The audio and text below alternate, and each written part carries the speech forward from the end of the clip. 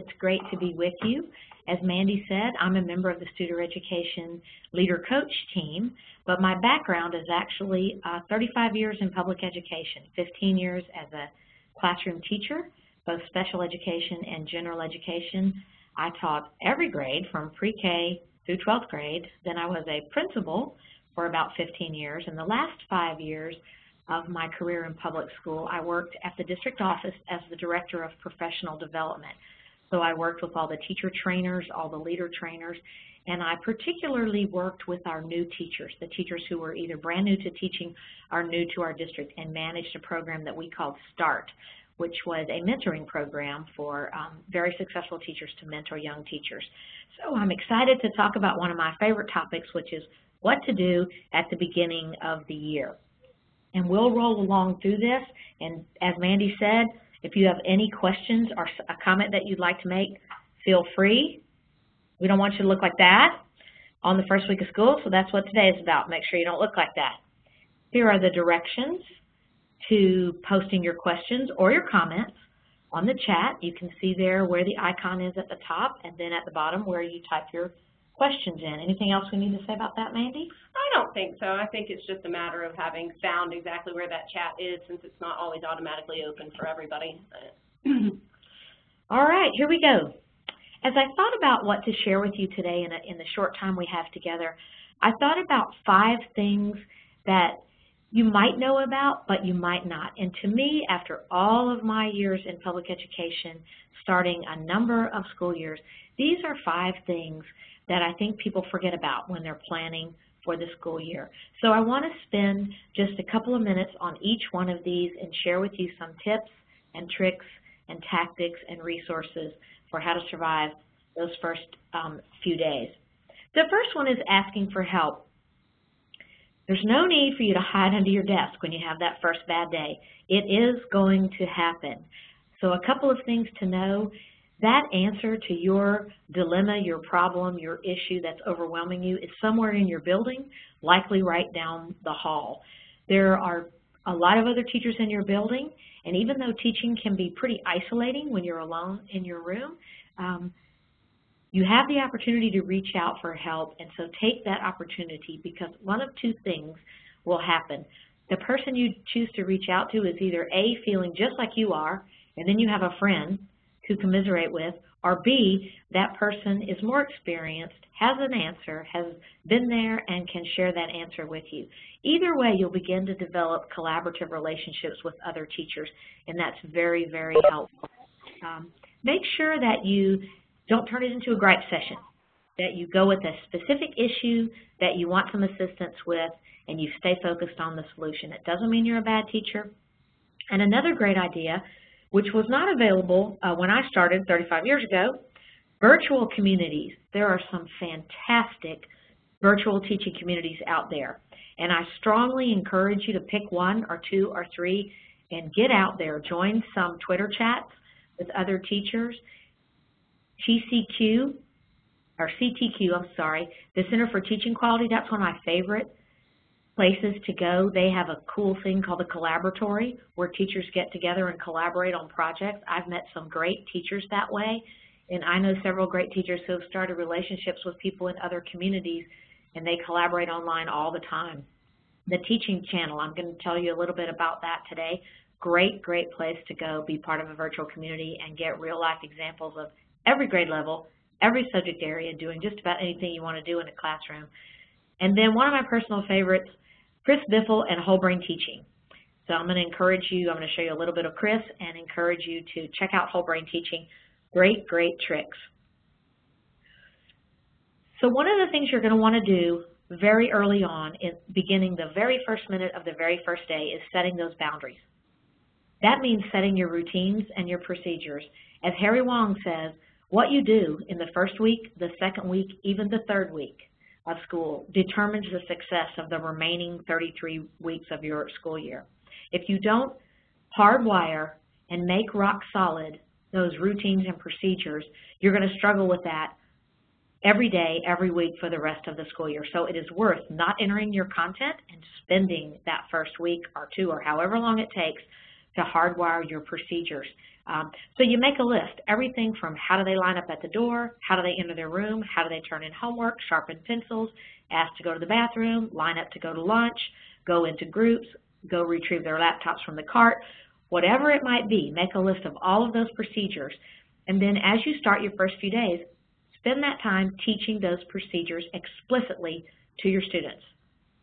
Explain it, model it, show them exactly what you expect them to do. Let them practice, give them some feedback, review it, practice it again. If they do well, praise them. Get them to score it. We just practiced our procedure for walking to the cafeteria and back. How did we do? What did we do well? What do we need to do differently? Let's review that. Let's practice again. Here we go. It sounds silly, but the more you do that and the more you make concrete those procedures, the better your year will go. It's also worth revisiting after a holiday, sometimes even after a weekend. You'll notice those procedures are slipping, and so you'll want to go back to one or two of them and say, you know what, boys and girls, or ladies and gentlemen, we're going to stop for today, and we're going to re-practice. We're going to re-hardwire all of our procedures today so that when we move forward tomorrow with our content, everybody will be back in sync. So definitely worth spending the time to set routines and procedures in place. And it's also a good idea to let kids be involved in that. If you can, don't go crazy, but allow them some input into what the procedures will be, class rules, and so forth. I want to show you Ms. Ramos, and she's going to show you a very simple technique for getting attention. Getting the attention of your students is the #1 most important boundary you need to set, procedure you need to hardwire. So let's listen to Ms. Ramos tell us how she does it.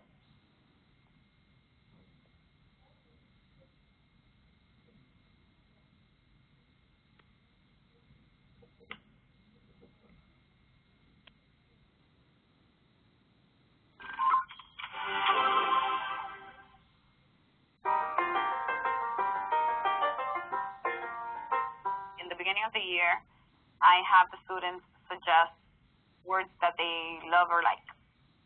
Whatever strand, wherever it's coming from, not a problem. We vote and we narrow it down to 3. Then from the 3 top contenders, then the kids vote on their favorite word out of the 3. That word then becomes our secret word. Power! Okay. Just for clarification, guys, you guys need to follow the instructions, right? Whenever they hear that word come out of my mouth, it means that everything stops, eyes come back on me, and we continue whatever needs to continue. But it's a better situation than having the teacher stand in front of the classroom asking, be quiet, 1, 2, 3, power. Very good. So I was hearing a lot of good conversations. So it's a different way, and it seems less negative in their eyes. It's more of a positive response. And they chose it, so it's their word.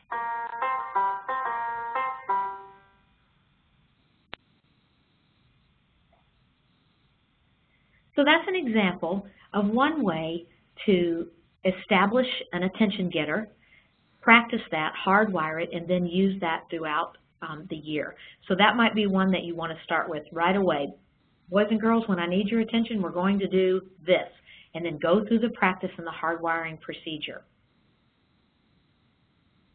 Another thing that we don't think about in the early days when everything is still kind of rosy is the parent piece. In my view, establishing that parent relationship early and often, critically important. There are 3 types of parent communication that I consider to be really important. The first 2 are very positive and should be done all the time by all teachers. First of all, the consistent communication. That's the way you establish yourself as a professional with the parents of your students, by this constant communication, whether that's over an email you send out to parents, a website you keep updated with lots of information about what's going on in your classroom, a newsletter you might send home once a week, but you're telling parents, I'm a professional, I know what I'm doing, here's what I'm doing with your children, here's how you could help at home, and we appreciate your support. Thanks for checking in on our classroom. So that consistent communication builds you up in the eyes of the parent and also gives the parent a great deal of information and a great deal of comfort about what's going on in their child's classroom. The second one I call the positive communication, and that is reaching out to a parent not for a negative reason, but to say you can be very proud of your child because, and say what the child did. When you do that particular type of communication, you are building an emotional bank account with that parent. Every time you do that, whether it's a note home, a sticker with a little smiley face and great job today, a phone call, I just have to tell you what Sam did. He helped another child today. We were doing blah, blah, blah. That establishes that you really care about that child and that you are willing to speak to the positive as well as the negative. So if you do those first two types of communication, when you have to do the third type, which I call clear and calm, it's going to be a lot easier. And clear and calm is that communication that is going to happen. Every day is not going to be a perfect day. There will come a time when you have to call a parent to talk about a child who is experiencing difficulty with behavior, difficulty with academics, difficulty with a social situation. It's not a matter of if it's going to happen, it's when it's going to happen. So if you've done the first two consistently, when you do have to make that phone call home or schedule that parent conference, using the clear and calm will help you because you've established the relationship. Here's a sample script. I think it's really important when you have to do clear and calm. You prepare ahead of time. You tell the parent why I'm calling, and you very early on in the conversation ask for their help and tell them how concerned you are about their child. So these are just some ideas that I put out there where you're asking the parent, tell me what you think is going on. Tell me how you think so-and-so is doing in school. What does he like to do? Does he like to come to school? What does he do outside of school? So you're giving that parent the opportunity to share a little bit about the child. And you can talk about what you have done to improve the situation, whether it's behavior or academics, and you say that in a positive light. I want to create the best possible environment for your child to succeed, and here are the things I've tried. So do you have any suggestions as a parent that I might try with your child? And then you might throw in a couple of suggestions for things they might do at home. You're not telling them what to do. You're just saying, I'm sure you already know this, but I just want to make sure and ask you to be sure that your child has a quiet place to do homework, that you're encouraging him to read his 3 paragraphs every night. I'm sure you value learning. I'm sure you have an example in your family, a relative that's very beloved by this child that you could use as an example. So you just kind of toss out some ideas for how they could do something positive in the situation. And then I would close by asking, is there anything else that I can do for you as his parent? Because what you're saying there is, I'm sort of at my wit's end with your child, and you probably are too. You're not saying that out loud, of course, but that's what you're saying indirectly and asking for that parent's help. And what you're really saying is, I'm in this with you, and I'm not battling you about your child. So those are some tips about that inevitable conversation that is going to come at some point in your school year when you have to have that difficult call home. Moving on to the next thing I think people should think about at the beginning of the year.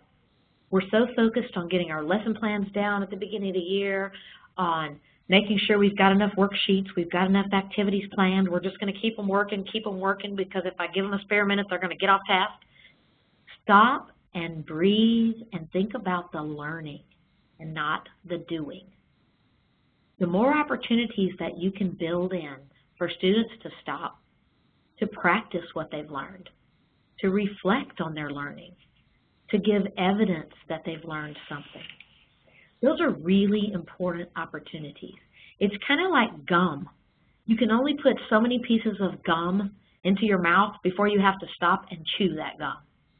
And reflecting on learning and giving opportunities children need to do that reflection and thinking and talking about their learning, those are really important. So try to not fill up every single second with the doing, but build those times into your day and into your lesson plans for children to do things like teach each other, quiz each other, talk to each other, have conferences, give a mini lecture. Who wants to give a mini lecture on what we've learned? And now let's pick 3 students to question this child who gave the mini lecture. So it's really important to think about the learning. One way to start that is to go straight to your standard. What do I expect children to know and be able to do at the end of this? And then back up from there. What would I do to take them to that outcome, and how would I know when they get there? And that's not always going to be a test. It can be an exit ticket out the door. It could be a short quiz. It could be write a poem about what you've learned, a little mini conference with you. Anything you can do that is different from what they normally do to show their learning, that gives them the chance to do that reflection and owning of that learning, and also it gets you off the hook so that you don't have to grade 50,000 papers every night. So thinking about the learning and not always the doing or the work. Here's an example of how to do that. This is called Class Meeting. This is from Teaching Channel. There are dozens of these videos out there on Teaching Channel. But setting up a class meeting is a great way to help children connect with each other, connect with the learning, and build relationship with you. All critically important for having that classroom go smoothly. So let's listen to a little bit of the class meeting.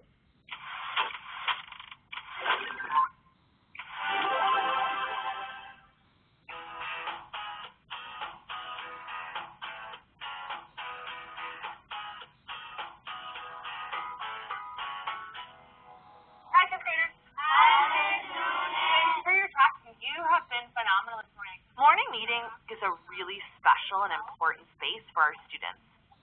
It's a time where they're able to check in with themselves and with each other on how they're doing, what happened yesterday, and what we want today to look like. Right. It starts out with a self-reflection exercise that's led by students. Take a deep breath in, take a deep breath out. Think of something you did well yesterday and think of something you could do better today. When you have that thought, you can open your eyes. Michael? One thing I can do better today is do more reading. And one thing I can do better, You did well yesterday? one thing I did well yesterday is do my homework. It's very valuable, especially for students who are not as comfortable speaking out loud. Good teaching is empowering students. Today I'm feeling happy, feeling cheerful, perky, merry, cheery, joyful, glad, thankful, convivial, content, or After that, the facilitators will turn to our word wall and they'll run through synonyms for feelings. You're not feeling excited, you're feeling eager, wired, or For example, if a student's feeling happy, we'll then read out together that you're not actually feeling happy, you're feeling jubilant. If a student is feeling upset, they're feeling down. If they're feeling more than upset, they're feeling morose. Today you're not feeling really upset, you're feeling woebegone, morose, bitter, despairing, or melancholy. They share I am feeling statements. They use a sentence frame. I am feeling blank because blank. Today I'm feeling overjoyed because I did my science homework. It's a great chance for them to simultaneously be building those ELA skills, speaking in complete sentences, Today I'm feeling using synonyms, perky. using rich language, Today I'm feeling fired up. and also learn how to connect that to their feelings. So we're using it as a space to do social, emotional, and academic at the same time. They're not mutually exclusive. In fact, I think that they really go together. Okay, greetings. Anybody have a suggestion? From there, our students turn into a greeting. Today we could do the hand clap. We have a number of greetings, some of which students have been taught, some of which students have made up, that they'll vote on. A handshake. Okay, go vote. Raise your hand if you want the hand clap. The voting is really important. It really enforces for students how they can go about building consensus and agreement without the intervention of an adult. Okay, hand clap. They then turn to a partner and do the hand clap or the handshake or whatever special greeting they've invented or have learned. And it just is a nice, subtle culture builder. We're in 5th grade now, so we don't just deal with metaphors and sentences. Our days are jam-packed. And I think it's really easy to want to cut out the social-emotional piece. However, I think if we really want our students to be excited about learning, to be critical thinkers, to be successful students, that social emotional piece is an absolute necessity. And I truly believe that the morning meeting establishes that safe and comfortable tone that allows students to open their mind and learn throughout the rest of the day.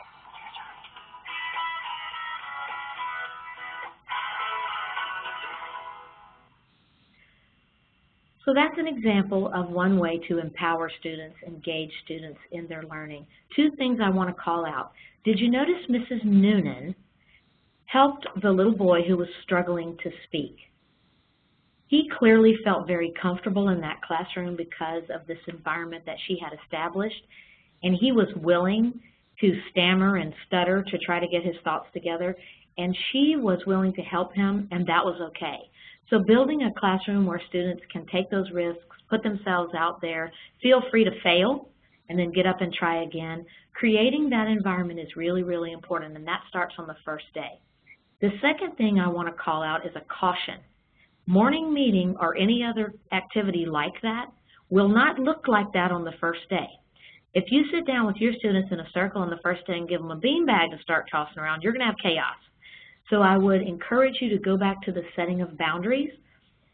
Having something like morning meeting is going to take practice. You're going to have to model it, be very explicit in what we will do and what we will not do. So I would encourage you to start, maybe even by having morning meeting at their desks or in their seats at first with no beanbag. Explain the process. Here's what we're going to do each morning. We're going to talk about what we learned yesterday that we think we did well and what we want to do better today. Maybe just start with those two things. The other relationship building pieces will come, but I would start very simply with just one or two ingredients to your morning meeting and do it in a very controlled environment until they get the idea. Then as you build the procedure, as they get feedback on it and they get stronger in the procedure, then you can make it longer, bring in those social emotional pieces, and begin adding to the relationship. But anytime you can give them that opportunity to reflect on their learning is worth it. It's worth it. It helps them to value learning and be willing to try again the next day, even if they had a terrible day before. So I want to introduce you, speaking of student engagement, to Chris Biffle. Chris Biffle is the master of student engagement, very much like Marcia Tate, another master of student engagement. Engaging students in the learning is the job of the teacher. It's important to remember that even in a very controlled, organized, quiet, activity-packed classroom, if students are not engaged, learning will not occur. So students don't really have to be actively disengaged, but the fact that they're not engaged, learning will not occur. So the example we just saw, those kids were pretty engaged. They owned their own learning and could talk about it. One of the ways to begin doing that is to use some whole brain teaching techniques, helping kids to notice when they're learning. And Chris starts out in a very simple way, much like Ms. Ramos that you saw early on how you get your class's attention to move on to the next activity or stop and clarify a point. That needs to be an ongoing procedure that's very, very clear to kids. So I want to introduce you to Chris and give you some tricks to try on engaging students. We probably won't get to watch this whole thing, but you can look it up and play it. Uh-oh. Why are we not playing? Rick? No. You might not get to see Chris. Let's see. I wonder how. You know how technology works. It was working perfectly when we practiced ahead of time, but now it's not. I wonder, should I escape and go back to the other video and maybe try to get it? Pull it up on YouTube.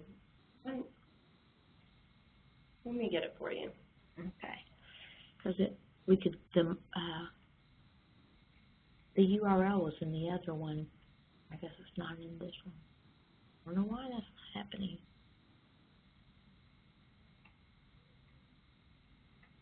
You want me to give you the screen? Yep. Oh no, we might have to come back to it. Well, I hope you guys get to hear Chris. How about if I try going to get it Right there. from this one? Yeah, let's do that. Sorry, guys. We are going to let you hear a little bit of Chris.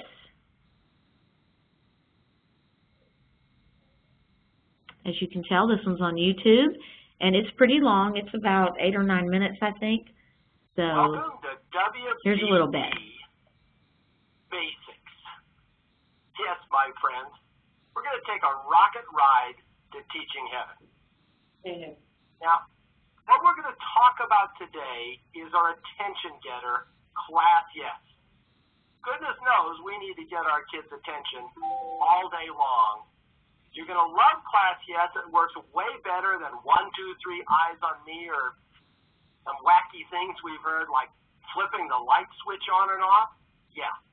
Today it is Class Yes. Let's jump right into it. So, teacher, students, the question is, how do you start? Pretty hard. You say, when I say class, you say yes. Dramatically pause. Class. You'll be shocked. Kids will say yes. Step 2. And there's only 3 steps. However I say class, you say yes. Dramatic pause. How are you going to say it? Class, class. Yes, yes, your kids respond, beginning to get the idea. You'll get a few laughs here. Step 3, you just go, classity, classity. And your kids laughing will say, yesity, yesity, and boom! You've taught them our attention getter. Took you what, about 15 seconds? It's so magically powerful, it even works with a room full of teachers. Okay, so there's a little bit about whole brain teaching and Chris. I will tell you that I have watched Chris Biffle on many occasions go into a classroom of pre-K students all the way through college students and use these techniques, and there are literally hundreds of them, to engage students where they teach each other, they teach the class. I have watched first graders take over a class and teach it. I've watched this with high school seniors who you may think would laugh at this. They actually love these engagement techniques and the opportunity to take over their own learning. So I really encourage you to learn about Chris Biffle and some of these techniques. They are simple, simple, simple, and kids will love them. You're going to have to practice them and hardwire them just like anything else, but well worth your time to check out WBT. Humor is really important in a classroom. Kids being comfortable enough to laugh, not at each other, but with each other, things that are funny, that adds to that sense of owning their learning and that being okay to take risks and being okay to try new things and fail and grow and stretch. So humor in the classroom is a really important piece. It will help you and it will help your students. And, oh, wrong one. All right, we're going back. We're getting it right. We're going to go back to the other presentation. Close this one out. Ooh, yes. Yes? We're just going to go with yes. Oh, yeah, we were right. Yay! Okay. We don't care about the security alert. So going back to this idea of you are not alone, and it's perfectly okay to reach out and ask for help, we wanted to call out our Teacher Ready Alumni Network, where there are lots of people just like you guys who are also starting their first year who may have an idea, a solution, something to try that you haven't thought of. So here's the information for you to reach out if you haven't joined the Alumni Network, for you to help others join. And if you know of someone who needs services from Teacher Ready, please send them to us. Mm-hmm. We would love to produce more teachers. As you know, our nation is screaming for good teachers, and we are always looking for people to help join the ranks and make our system of education a better place to be for kids. So we encourage you to reach out if you have friends or people you know that might need our services. The last thing I want to say, and then we'll close, is for you to remember the joy that comes with teaching. Will there be hard days? Yes. Will you want to go screaming from the room and pull your hair out? Yes. Will you have kids that don't mind you? Yes. Will you have kids that don't get it? Yes. All of that's going to happen. But remember, you didn't come to this work because you wanted to be rich or famous. You came to this work because you have a calling. You know how important education is and how critically we need good teachers. And you have the passion to be that person for the students in your class. So try to hang on to that on the rough days when times get tough. Soldier on, and remember that you are doing this to make the world a better place. I hope you have a great year. Good luck to each and every one of you. And please know that you can reach out to Teacher Ready. Mandy can get in touch with me if you have a question about anything I've said today. This is being recorded, and so you can go back to it and share it with others. And all of the links to resources are in there, so help yourself. And it was great to work with you today. Have a great year. Thank you, guys.